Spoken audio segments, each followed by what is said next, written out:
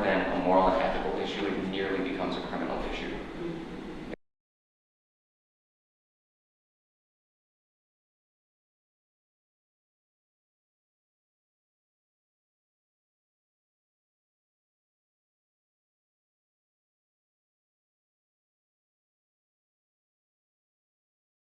I just want to point out that this meeting in itself is pretty problematic just because we're only having this conversation because people got hurt.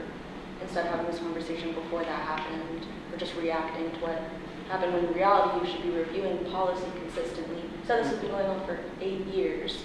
Why was this not reviewed 4 years ago? As we continue to face mass shooting after mass shooting. And I feel like this could have at least stopped a lot sooner if we had actually known it was ALICE training. Some of us did not get told it was ALICE training. We were told it was to dive deeper into emergency training. But we were also told it was mandatory and then we were told we could leave, but then we had a trauma dump on our boss. On top of that, there were other students close to proximity because I was on Yik Yak and they're like, what are you guys doing? Why are you running? So this could have very well someone could have pulled a fire alarm or called the police for it. Was Highsmith in contact with university police at all about the training or even at all that day? That I do not know. As director of Highsmith, is that something that falls under your jurisdiction and responsibility to know about? I do not know, but that is something that I have to look into. Everyone in the mailroom thought it was like to tell our boss we needed more stamps. That's what we as mail center employees, we compiled a list of things that we wanted to tell us look at, and we thought this training was to discuss those things. Without previous consent, do all these things.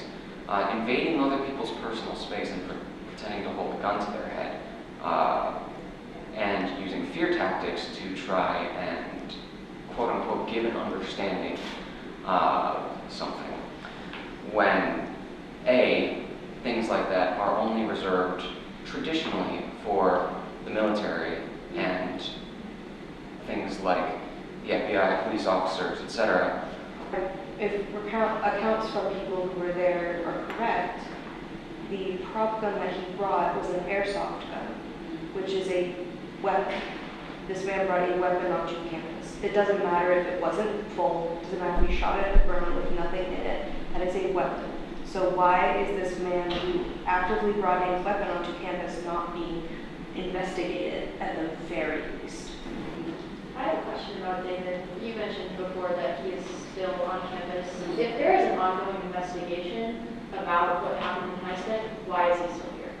If I recall correctly, and anybody is willing to correct me on this, when there's an active investigation going on in just about any circumstance, it is very typical for the people involved to either be put on paid administrative leave.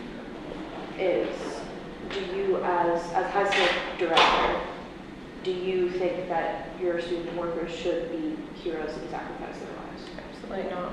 So then how did a shirt saying Highsmith hero get approved to go through?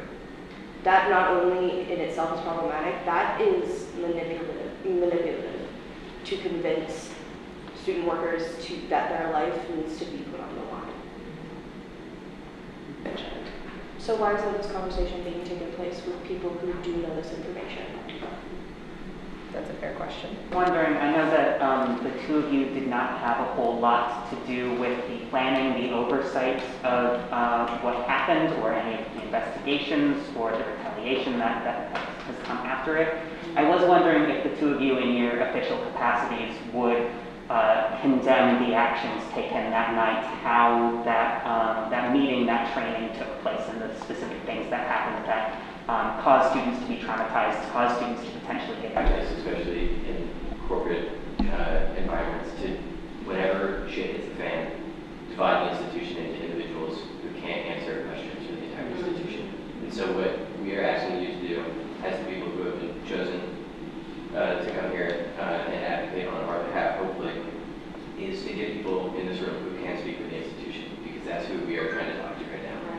I'm happy to talk to either one of you individually, but this collective kind of thing we're doing right now is where we got to come from. You have an institution behind you.